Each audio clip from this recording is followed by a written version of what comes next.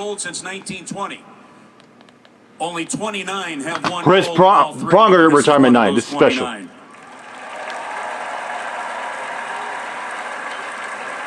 And in typical Chris Pronger fashion, that wasn't enough. He won a second Olympic gold and is the only Canadian male hockey player to represent Canada in 4 different Olympics. Chris, it's a special night. We are thrilled to be here as Blues fans to honor you. And if you don't mind, over here to the left, we have a special presentation from Chris Zimmerman, from Doug Armstrong, and from Tom Stillman.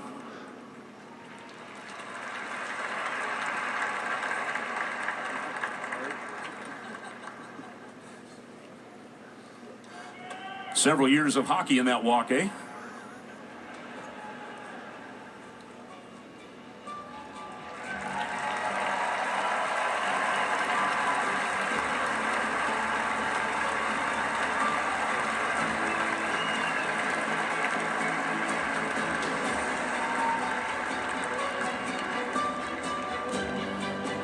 Please direct your attention to the video board.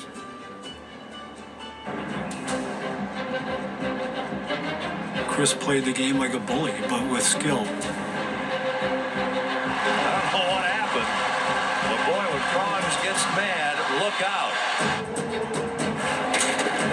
As he's taken out by Pronger, they love it. This guy just wanted to win every night and wanted to be the best and wouldn't accept. That's back in the old days. Remember, it used to be the Kiel Center when it first opened up. Probably more than one thing that separates Prongs from Scott most other Niemeyer. players, but the intensity. Ducks Niemeyer, to yeah. the ice. Yeah, when you opened up, it was Kiel Center. There was Scott Trade. No, not Scott. Savage and Scott Trade. When he's on your team, you love to have him on your Oh, team. heck but yeah. Really, when you're not on his team, he just has a way of just grading you the Sean wrong way. O'Donnell. I guess the right way when it comes to him. Well, I think when you have a combination of a man that big and that hostile, and Former skill Hartford level Anaheim. that high, he's one of the best first passers I think I've ever seen in our league. I think he's the whole package as a player. You can play on your power play, you can kill penalties, and you can eat up minutes. You tie all the other things into it. Jamie reach, McLennan, the shot, former the teammate. meanness, the nastiness. He is arguably the greatest defenseman who ever played the game. Shot, he scores! Chris Pronger! I think the one thing about Chris that people don't realize, Todd Marchand. he's a really good guy. He gets misunderstood, I think, from the way that people don't know him.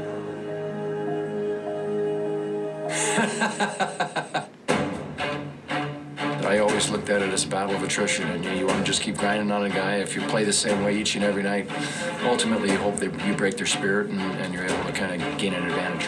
After playing against him for so many years, to be honest with you, I didn't like him.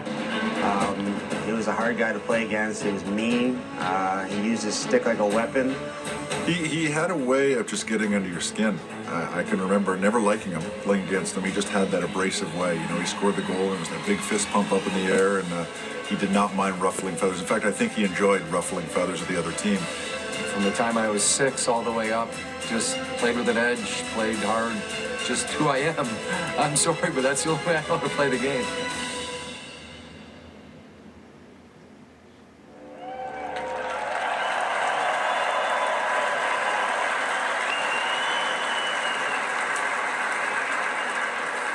We have one other thank you that came our way, Chris, and that's from the Players Assistance Fund and all the donations you made over the years through the League's Department of Player Safety. They'd like to say thank you for the generosity that you had over the years. Yeah, we all loved when he played that way. You know it. Don't hide from it. Thank you. Of course, all the Blue fans remember that. They love it. Well, Chris played 598 games with the Blues. Al McInnes played 613 games for the St. Louis Blues. I don't know if an assistant coach had an easier job game in, game out than Jimmy Roberts. You go, and then he just had to figure out what he was doing with the other 30 minutes. Yeah. I also don't know, to be real honest with you, and in all fairness, how many Norris Trophy votes the guy on my right and the guy on my left split over all those years because they were playing for the same team. But pretty amazing tandem that the St. Louis Blues were able to watch for years. So without further ado, I'd like to introduce the 2007 Hockey Hall of Fame inductee. His number was retired on April 9, 2006. The great Al MacInnis. Al MacInnis.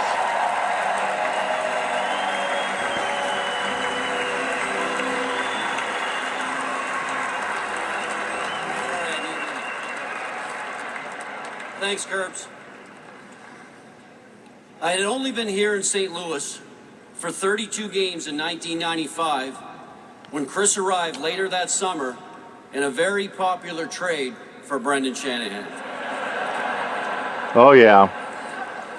From that day on, Chris Pronger would be my teammate for the rest of my career, here with the Blues and as a player in the National Hockey League. I consider that a great privilege, and I appreciate being asked to help honor Chris tonight on behalf of the ownership, staff, players, and the fans of the St. Louis Blues. If we're that was the year that Brendan Shanahan got traded to the Hartford Whalers. He went later on to the Red Wings. Moments like our President's Trophy season in 2000 and a conference final appearance the following year. Two wonderful memories that I share with Chris.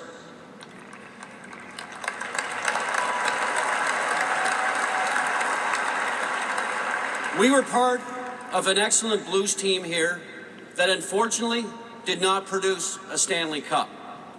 However, Chris and I were able to win an Olympic gold medal for Canada in 2002, and I had no doubt after I retired in 2004, Chris would ultimately go on to hoist the Stanley Cup and earn induction into the Hockey Hall of Fame, and of course, all of that happened.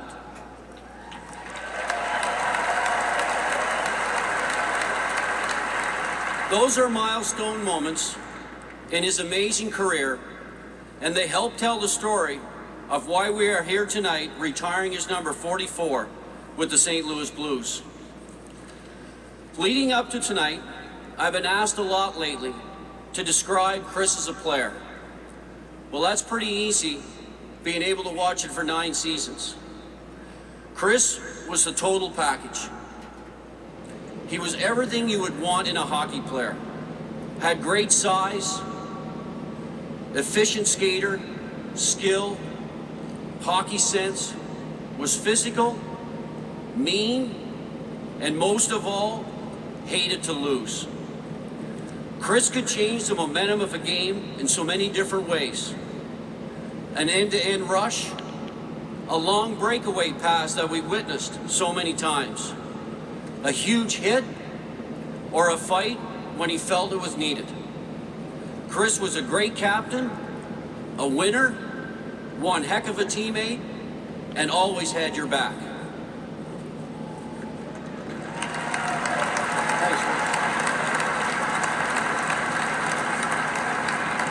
Perhaps, however, the best thing the game of hockey offers is the journey.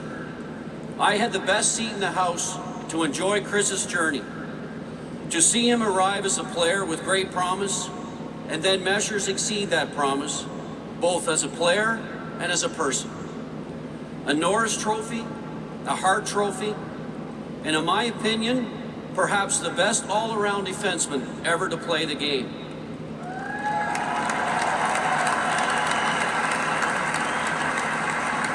There's a trophy that Chris has A won. loving husband and a father, Chris and his family continue to make St. Louis their home. The journey continues tonight as we retire number 44. Blues fans, please welcome Chris Pronger.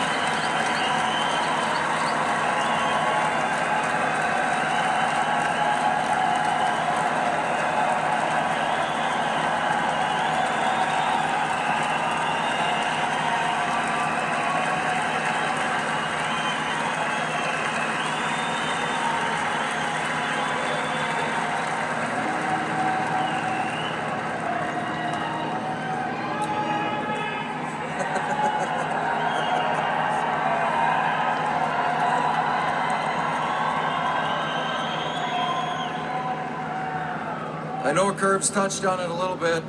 Al mentioned it a little bit as well, but when I was traded here from Hartford, I didn't realize how big of a fan favorite Shanny was. So thank you for allowing me the first 60, 70 games of my career here in St. Louis to be known that I needed to step up my game a little bit. I wanted to thank Mike Keenan for bringing me here to St. Louis. Yeah, not me like Keenan. He was tough. He wasn't always a player favorite, but he certainly helped me in my career. Obviously brought me here to St. Louis, to all you.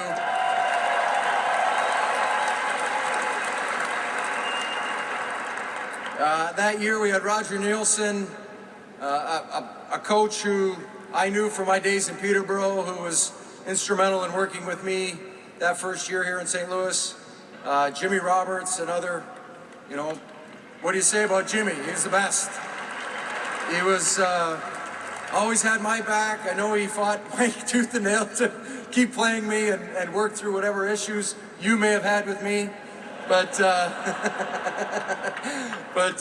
he was tremendous to play for, and I'll always be indebted to him and the Bear for everything that they did for me. And then that year with the veteran leaders that we had, what better than Grant Fuhr in that, you know, somebody that could always calm the play down and calm things down when it got a little hairy at times as a young kid coming in here. Having somebody like Furzy back there was awesome. Hall of Famer Grant Fuhr, allow yes. me the time to make the mistakes, and he would always just kind of accept the blame, and meanwhile I'm over in the corner getting yelled at by Mike, but it happens. Brett Hull was the captain when I got here. Brett Hull, yep. To reminisce about the Hully stories, that might take too long, so I'll just leave it at that. We all know what he means to this franchise. You know, other guys like Jeff Courtnall was always somebody that I talked to, whether it be on the bus or in the locker room. He saw me countless times go into the Mike Keenan parade to get yelled at, and you know, he was another guy that I really leaned on for veteran advice and leadership. When we got Wayne Gretzky that year, that's when things kind of turned. Your attention got off me and went to him. Yeah, and, that's true. I thank you for that. It allowed me to kind of get my game straight, and you know, watching him day in, day out, accept the pressure from you, the pressure from the media and the scrutiny, being able to see that up close and personal certainly helped me throughout my career. And then obviously Al, you know, what do you say? Being able to watch that night in, night out.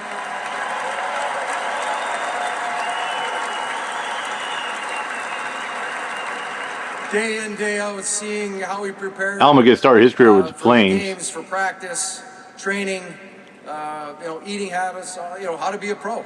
And, you know, I think having that opportunity, had I gone to a different organization and not had a chance to play with a guy like Al, who knows where I would be. And you know, there's so many great players that I played with the first few years here as I kind of grew up in front of your eyes and learned to be myself, learned to play the game the way I knew how best. And, you know, that first couple of years being booed and then being cheered was instrumental in getting through that adversity to allow myself to really kind of excel and play the game to the best of my abilities and kind of flourish in front of you. You know, it really took a step further when we got Joel Quenneville as our head coach.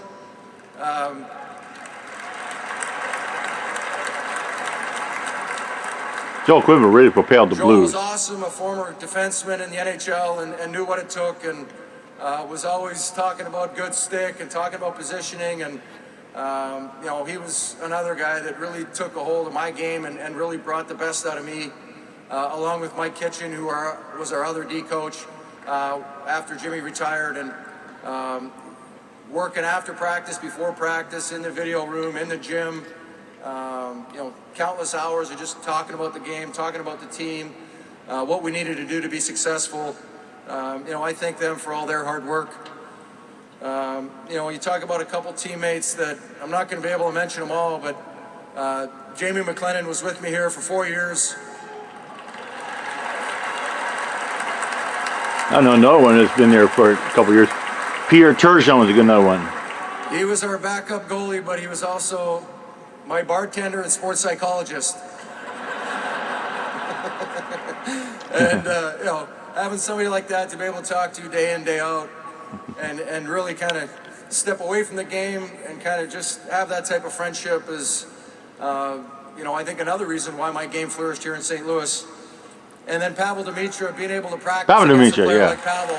There's another good one right there. Pavel Demitra.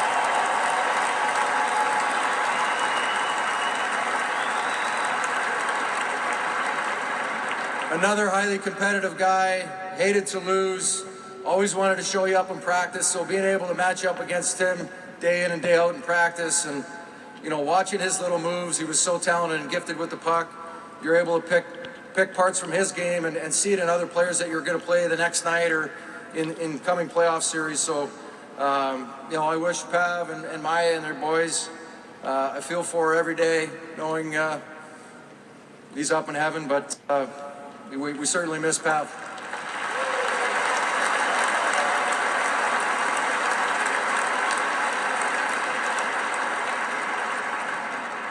Having Chaser, Twister, Rudy Poshek, Reed Lowe, you know, the list goes on and on of these guys that had my back night in and night out that allowed me to play my game and my style.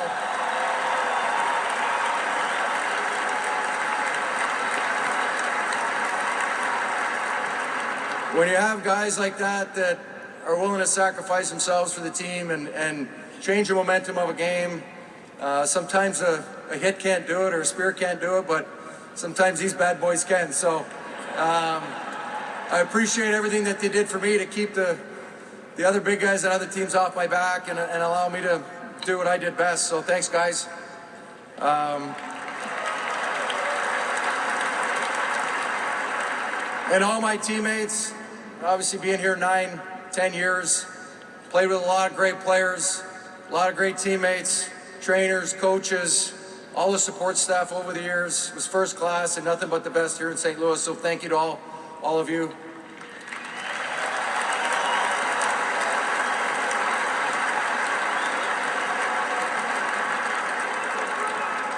There's no I in team, and the guys behind the scenes that do all the grunt work don't really get a lot of attention and focus, and they allow you to just focus on the game and do what you love to do. And you know, the guys we had here with Ray Borelli and Bert Godin were two of the best that I had.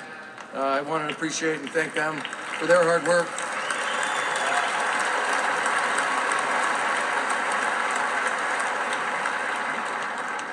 To join the list that you see up here, Bobby Gassoff, Bobby Plager, Barclay Plager, Brian Sutter, Bernie Federico, Brett Hull, Dan Kelly, and then obviously Al.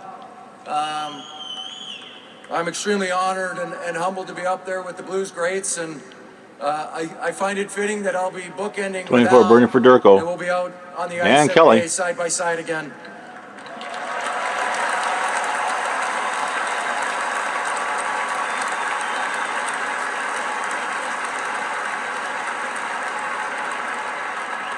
I wanted to thank the Blues ownership group led by Tom Stillman, management, and everybody for this tremendous honor. Thank you.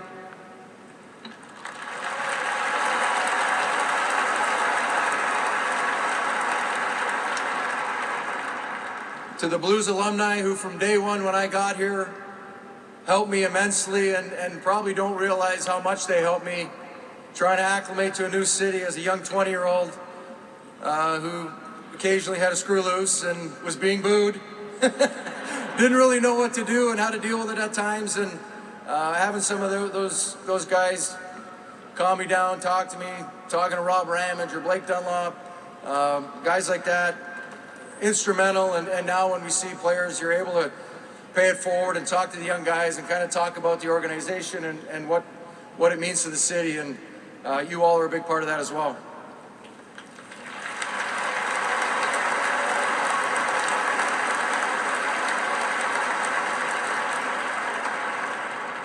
To my family, my brother, who I played against every day till I was 15, took a few beatings, but I think in the end I used it for a higher power. Thank you for always being my biggest supporter and being there to beat me up or take the odd slash behind the legs.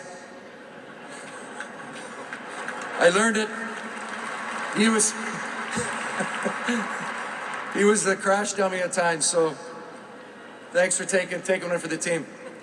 To my mom and dad, who are obviously incredibly supportive, driving me to practices, games, everything that they did, putting their lives on hold to help me chase my dreams and my passion.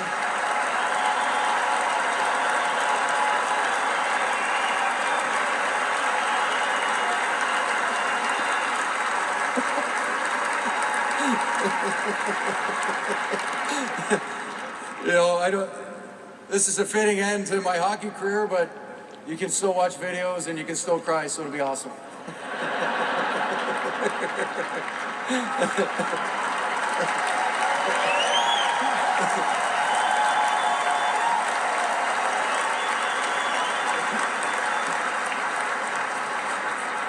To my wife Lauren, who I met that magical year we won the President's Trophy and I won the Hart and the Norris.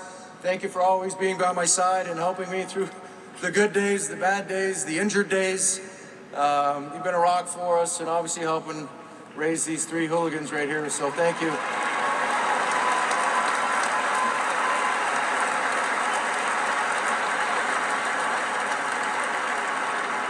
Jack, George, Lila, thank you for being a part of the journey and putting up with some of the late nights, the screaming and the hollering, the temper tantrums that I may have had late at night after tough losses.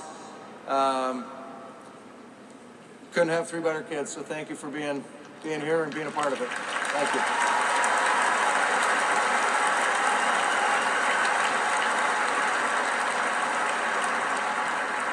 To my longtime agent, Pat Morris, who's here somewhere, thank you for having my back since I was 15 and looking over and making sure you were taking care of me and my family. A lot of sleepless nights, a lot of injuries, a lot of contract negotiations, but in the end, always a friend, and thank you very much.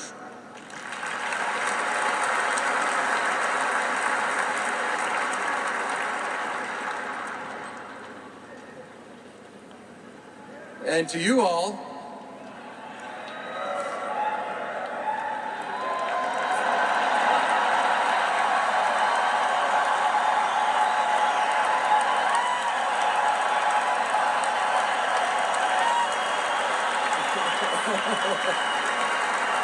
not yet, not yet. From boos to cheers, you always showed passion for the game, for my style of play, and I thank you very much for helping mold me into the man that I've become, a young 20-year-old when I got here in the favored trade for Shanny, leaving a man at 30 with 2 kids, soon to be 3, and a wife. When you play in a city for 10 years and move back to a city, I've been here now 10 more years, and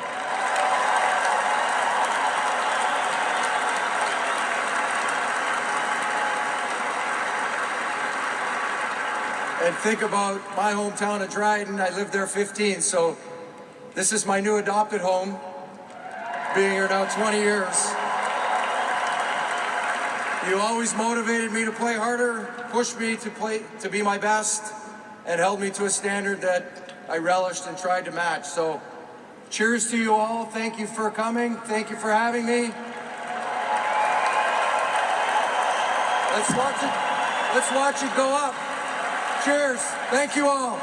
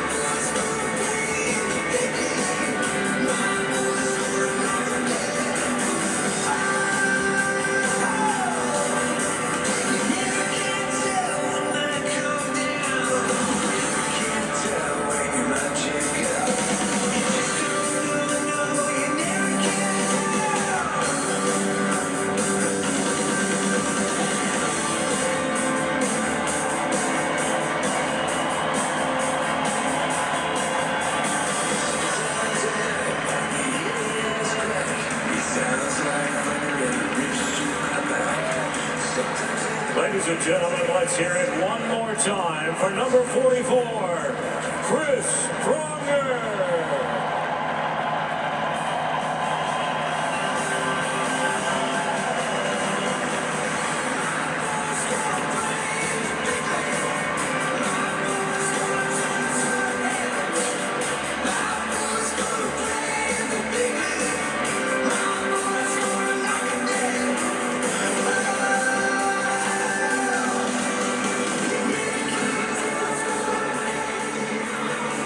Well, a terrific ceremony in the retirement of Chris Pronger's jersey, now hanging from the rafters here at the Enterprise Center. And as Al McInnes, one of the all-time greats, mentioned, Jamie, Chris Pronger, maybe one of the great all-time defensemen in the National Hockey League when you look at the overall scope from the defensive end to the offensive end. Yeah, I think certainly he's in that category. I mean, I don't remember a defenseman being as dominant as Chris Pronger as far as moving the puck is concerned, the ability to defend against top-notch. There's only a few defensemen I think could be, probably was almost up there was, McGinnis won. Scott Stevens was a good defenseman, but Pronger had effectiveness moving the puck around.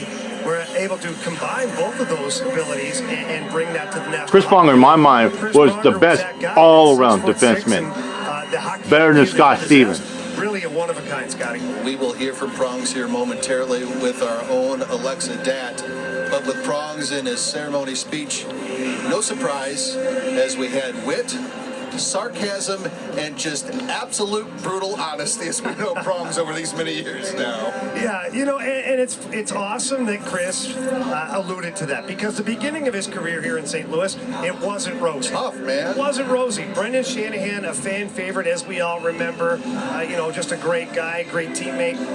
You get traded for this guy, and you're Chris Pronger, and nobody really knew who he was. Played in Hartford, a young player. Nobody knew what his abilities could be one day. And he battled through it. And I remember being his teammate, his roommate, living with him at the time, and he battled through it. He did a great job. And well, in the early days, there were a lot of good players, like Brendan Shanahan with Chris Hull, Brett Hull. Yeah, and you had Cujo. That's another good player in the 90s. And show all of us. And they played the old St. Louis Arena back in the old days before they moved to this barn, which was called Open 95 night season. It's called the Kiel Center. Him a stronger and better player going through that adversity, as many of us know, as we've dealt with in our lives as well. But you think about it, Bernie and I were talking about this on Saturday's effect. If you think about the combination of Pronger and McInnes, you don't see a couple of guys who win Norris trophies that are on the same blue line for the same team for an amount of time that we saw here in St. Louis. You almost take some of that stuff for granted. I think, unfortunately, some of us here in St. Louis did for that time. I mean, you're talking about two of the all-time greats here in St. Louis. Yeah, it was incredible. Even to be a teammate and be a part of those teams, as you've got these two defensemen who are playing, 30-plus minutes a game, and Chris Kerber joked about it. Oh, you just got to worry about the other 30 minutes. Well, it's kind of true. It was kind of true. You have Al McInnes and Prongs were very seldom were they ever partners. Right. So they threw, some other guys in the mix. I played with Al mostly, and Chris McAlpine, who we saw out there for the ceremony, he played with Chris Pronger quite often. And they were able to create balance in the lineup night after night for the St. Louis Blues. And then when you really had to go for it, you put those two together, and it was incredible what they could do as a pair. So it's just fantastic to be a part of that. I'm sorry, Jamie. You've got two defensemen, so that's equals to about 120 minutes. Those two guys normally, especially when you got into playoffs, would play way over 60 minutes combined. In fact, we looked this up. Back in 2001, the Blues Game 3 of the playoffs against the Dallas Stars. Remember, they won that second round, went to the conference finals. But in Game 3, double overtime win. Corey Stillman gets the game winner. Prongs played 51 minutes that night. Yeah, it's incredible. And you know what, Chris Pronger, everybody talks about how, 2001, the St. Louis made a deep run that year. Very deep. He was a fast skater, but he played with such composure, and he was able to slow the game down and play those minutes, and he was in incredible condition. That's the one thing, especially in that era where it was just starting to get into the physical fitness. Chris Pronger and Al McInnes were both way ahead of the curve on that one, and Chris Pronger specifically was able to put up numbers as far as time on ice that were, astronomical at that time. Well, there you see the amazing 2007 Stanley Cup champion. Yes, team, and that's, I think, he won it with the unfortunately. He won it with in the St. Ducks. Louis, and I think that gets overshadowed because if we go back in time, those of us that remember, the Cardinals were just starting to get into their peak. And, of course, we had the greatest show on turf over at the Dome at that time, too. But the Blues, of course, winning that President's Trophy in 99 and 2000. And I'll never forget, of course, on Sports Illustrated, of course, we were voted the best sports city in St. Louis. We have Prongs. We had our buddy Jimmy Evans, the Cardinal Hall of Famer, as well as Kurt Warner on the cover of that magazine. And a lot of people here in St. Louis still hold that magazine near and dear to their heart. But it was a great time for St. Louis Blues hockey because the next year the Blues make it all the way to the conference finals, and they hadn't done that since 1986. No, it was a great time to be a St. Louis sports fan for sure. It was a lot of fun, and having Chris Pronger leading the way for the St. Louis Blues at a time where 86 they took down Minnesota Northside. I forget who else they took down, but they took down the Flames in the Western Conference Final. Well, you had Chris Pronger lying ahead, and that was a great thing for the St. Louis Blues. All right, let's hear more from Chris Pronger. No, actually, no, they lost to the Flames, but they took it to a Game 7.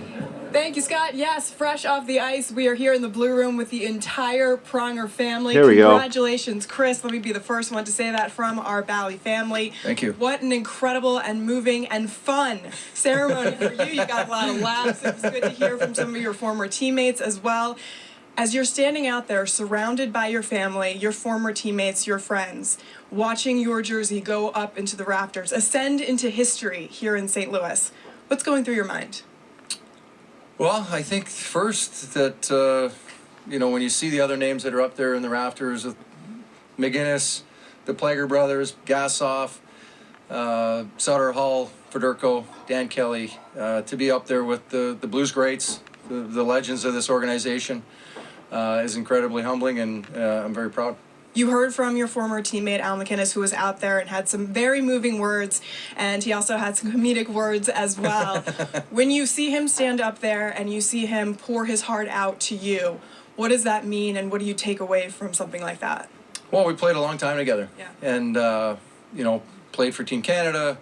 I think, a lot of admiration on both ways. I was obviously 20 years old when I got here. Learning from somebody who had won a Stanley Cup, won a Norris Trophy, looked upon as one of the greats in the game when I got here. McGinnis, he won a cup with the Flames in '89. And just seeing how he prepared day in, day out, how he trained in the off season, how he ate, how he prepared for the games and matching up with players. You look at his career and he's got amazing offensive stats, but when you watch him play defense, incredibly hard defensively, was a much better defenseman than people gave him credit for because he was known for a slap shot in his offense. He called you the total package, which I'm sure is an important moment for you to be able to hear that from your teammate. And yes, the two of you together gave a lot of things for Blues fans to cheer about. When you stand out there on the ice and you kind of take in this moment, a lot of people say when you have a big event in your life, you should take some mental snapshots. What are some mental snapshots you will take away from tonight? I think the crowd. I think, a lot of former teammates, some kind words, but I think mutual admiration from Al, the organization, the fans.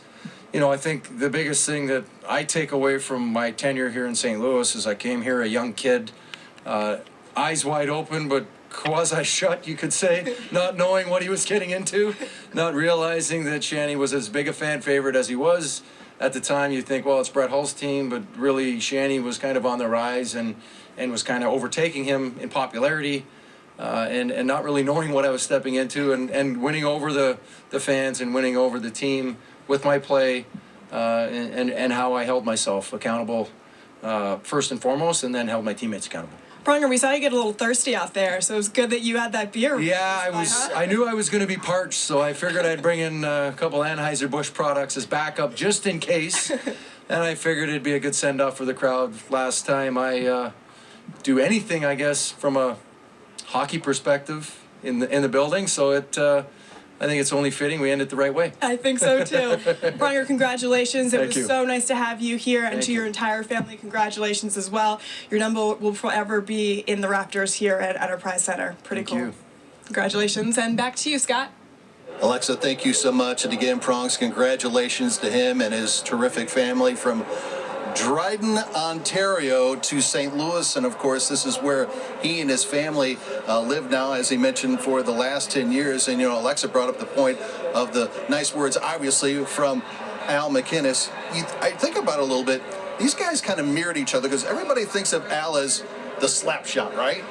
But the dude was pretty nasty on the defensive end as well. They didn't call him Chopper for nothing. Same thing can be said for Chris Pronger. Here's a guy who was nasty on the defensive end, but people forget, again, his offensive prowess. Quarterbacked a power play, but also those two guys, their outlet passes in the blue zone were second to none in the NHL. Yeah, to me, the biggest thing, again, I'm going to use this word, is composure. Yeah. There was no panic in their game at all. The heart rate barely got up there, except for when Prongs wanted to take someone's front teeth out. But, you know, on a shift-to-shift basis, they were fantastic defensively. I learned so much from playing with Al McInnes as a partner and being a peer of Chris Pronger and learning from him at the same time, having been the same age as Chris. We were able to do a lot of things away from the rink, too, that we both ended up growing up here in St. Louis, and it's just awesome to see this awesome evening for Chris Pronger. There you see the Blues retired numbers and the dates that they were retired. You were a roommate of Chris. I know you got at least one good story for us, right? Yeah, well, we got a lot of fun times, certainly living together, being 20, 21-year-olds here in St. Louis, but specifically a road trip to Buffalo in the preseason, and Prongs had just kind of been traded here the year before, and we get there to the hotel, and you're supposed to have 2 beds, your roommates, whatever. Well, we arrive into the room, and there's 1 bed available. 1 bed in the room, and Chris is a rather large individual, so we looked at each other and said, well, we got to get a pregame nap in here, so you stay on your side, I stay on my side, and we squeezed out a nap, and oddly enough, Scotty, I ended up being the big spoon. Really? Yeah, Wow. Chris is a snuggly guy. Is he really? Yeah, he's just mean on the ice. Were you surprised that he slugged the Bud Light down? Yeah, no, not at all, actually. I knew you wouldn't. Not at all. In fact, I was very proud of him for doing that. We slugged a few of those down back in the day, too. I'm sure. Well, congratulations to Chris Pronger getting his jersey retired. As we mentioned, we've been waiting a couple of years for this, obviously, unfortunately, because of the pandemic. We finally got it tonight, and congratulations to him and his family on this very monumental moment for him, and a great night and a great production by the Blues as always, Jamie. Yeah, I'm glad that everybody waited for this. This moment deserved to have a packed house, deserved to have everybody in the building, and deserved to be recognized the way it was here tonight. We saw the beautiful painting, we see the Blues ownership group, the management, the players came out for a brief time to take a look at things, and just, again, very happy that they waited because it got done the right way, and I'm not surprised the Blues did it that way. Well, congratulations to Chris Pronger, and folks, stand by for this big night at the Enterprise Center. A big matchup